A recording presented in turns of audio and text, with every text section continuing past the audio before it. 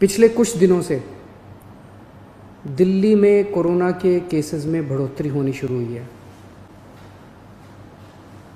हमने टेस्ट भी ज़्यादा करने चालू किए हैं। पिछले कुछ दिनों में हमने काफ़ी टेस्ट किए हैं दिल्ली के अंदर, और कोरोना के केसेस में बढ़ोतरी भी चालू हुई है। कल हमारे पास 736 केसेस के टेस्ट की रिपोर्ट आई। उन 736 में से 186 कोरोना के मरीज़ निकले, यानी कि 25% लोग कोरोना के मरीज़ निकले। 186 तो काफ़ी ज़्यादा है। ये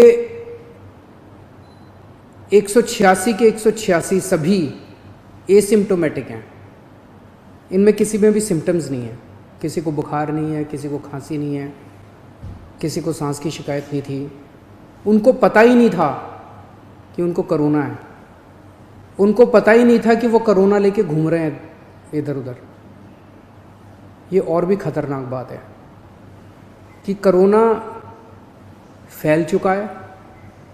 बहुत सारे लोग कोरोना लेके घूम रहे हैं, और ये बीमारी ऐसी है कि किसी को पता भी नहीं चलता कि मुझे बीमारी हो गई है। कई बार सिम्टम्स नहीं आते, बीमारी हो जाती है।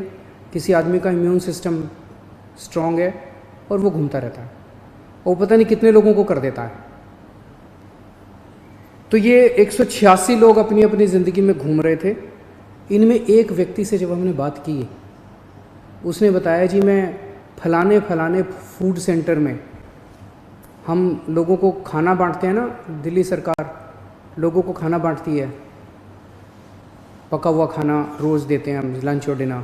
वो कहता है जी मैं पिछले कुछ दिनों से रोज़ सरकार के फूड सेंटर में जाके खाना बंटवाने का काम कर रहा था। आप सोचो उसने वहाँ कितने लोगों को इन्फेक्ट कर दिया होगा। तो मैंने आज ही आदेश दिए हैं उस फूड सेंटर में जितने लोग आते हैं, मैं एज्यूम कर रहा हूँ कि डेली वही लोग आते होंगे एक सेंटर में खाना खाने के लिए, उन सब की रैपिड टेस्टिंग करवाएंगे जितने भी लोग आते हैं। और दिल्ली में जितने भी हमारे फूड सेंटर्स हैं, उन सभी फूड सेंटर्स में खाना बांटने वाले सभी वॉलंटियर्स का और कर्मचारियों का हम रैपिड टेस्टिंग कराएंगे। तो इससे ये दिखता है कि दिल्ली के अंदर इस टाइम फैलना चालू हो गया है। रोज़ कंटेनमेंट जोन्स बढ़ते जा रहे हैं जहाँ पे ऑपरेशन शील्ड लागू किया जाता है। आज की डेट में 77 कंटेनमेंट जोन बन गए हैं दिल्ली के अंदर। हमने कंटेनमेंट जोन्स में रैंडम टेस्टिंग कराई थी। कहीं से 200 का सैंपल लिया, कहीं से 180 का सैंपल लिया, कहीं से, वहाँ पे रैंडम टेस्टिंग कराई थी। वहाँ पे निकल के आया कि कुछ कंटेनमेंट जोन्स जहाँ पे लोगों ने बात मानी, लोगों ने अनुशासन का पालन किया, लोग अपने अपने घरों में रहे, वहाँ पे एक भी नया केस नहीं आया। लेकिन जहाँ लोगों ने बात नहीं मानी और लोग गलियों में निकल आए, हम उस कंटेनमेंट जोन के अंदर किसी को नहीं आने देते, बाहर किसी को नहीं जाने देते। लेकिन अंदर लोग एक दूसरे के घर में जाते रहते हैं। लोग नहीं मानते, काफ़ी उनको मनाने की कोशिश की जाती है, सख्ती करने की कोशिश की जाती है, लेकिन कई जगह लोग नहीं मानते। जैसे मैंने कल आपको जहांगीरपुरी का उदाहरण दिया।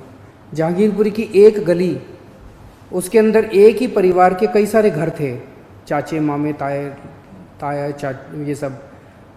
उनमें एक ही परिवार के 26 केस पॉजिटिव निकले, क्योंकि वो माने ही नहीं। कंटेनमेंट जोन होने के बावजूद वो एक दूसरे के घरों में जाते रहे।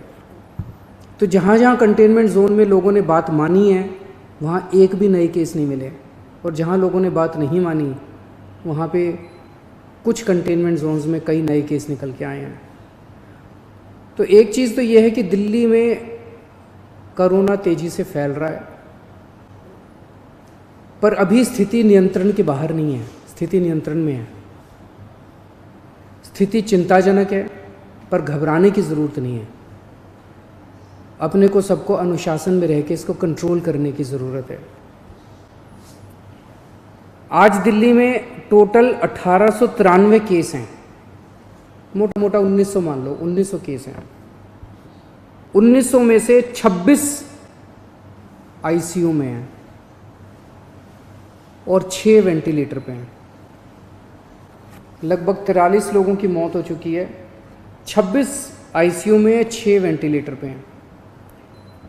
आप सोच के देखो कि अगर लॉकडाउन नहीं होता तो क्या होता।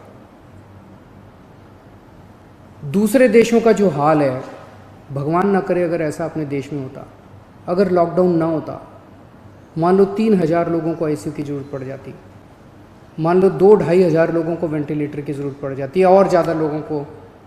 इतने तो आईसीयू ही नहीं थे, इतने तो वेंटिलेटर ही नहीं है। इटली में, स्पेन में, अमेरिका में यही देखने को मिल रहा है कि आईसीयू कम पड़ गए, वेंटिलेटर कम पड़ गए, अस्पताल की व्यवस्थाएं कम पड़ गई। सड़कों के ऊपर, अस्पताल के बाहर लोग पड़े हुए हैं जिनको इलाज नहीं मिल पा रहा। अगर लॉकडाउन नहीं होता तो स्थिति ऐसी हो सकती थी। लॉकडाउन की वजह से केसेस कम हैं फिलहाल। आज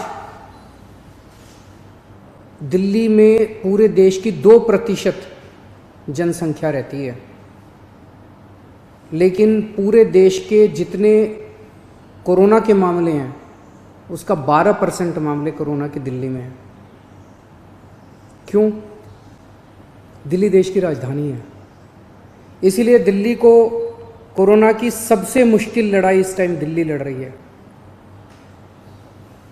पिछले 2-2.5 महीने के अंदर विदेशों से जितने लोग आए वही लेके आए कोरोना विदेशों से, अपने देश में तो था नहीं।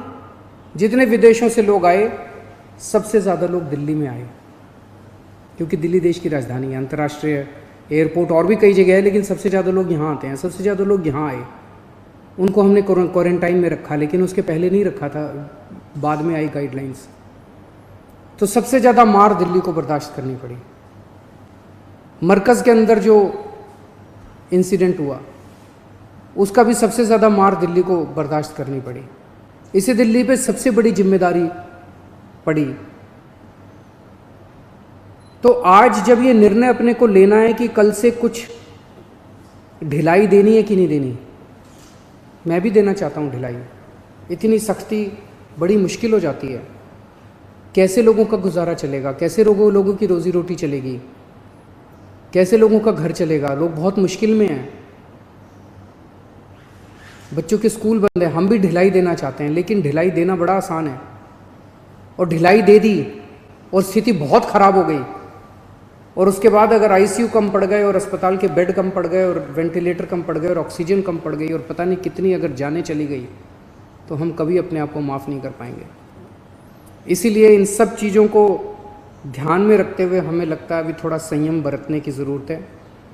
हमने निर्णय लिया है अपने दिल्ली वासियों के ज़िंदगी का ख्याल रखते हुए, सबकी सेहत का ख्याल रखते हुए, कि फ़िलहाल लॉकडाउन की शर्तों में कोई ढिलाई नहीं दी जाएगी। 1 हफ्ते के बाद फिर से हम सारे एक्सपर्ट्स के साथ बैठ के, सबके साथ बैठ के इस पे दोबारा इसकी असेसमेंट करेंगे, और अगर ज़रूरत पड़ी तो उसके बाद ढिलाई दे सकते हैं। लेकिन फ़िलहाल दिल्ली में किसी तरह की कोई ढिलाई नहीं दी जा रही है। सब्सक्राइब कर लीजिए हमारा यूट्यूब चैनल द फ्रंट और बेल आइकन दबाकर नोटिफिकेशन जरूर लीजिए।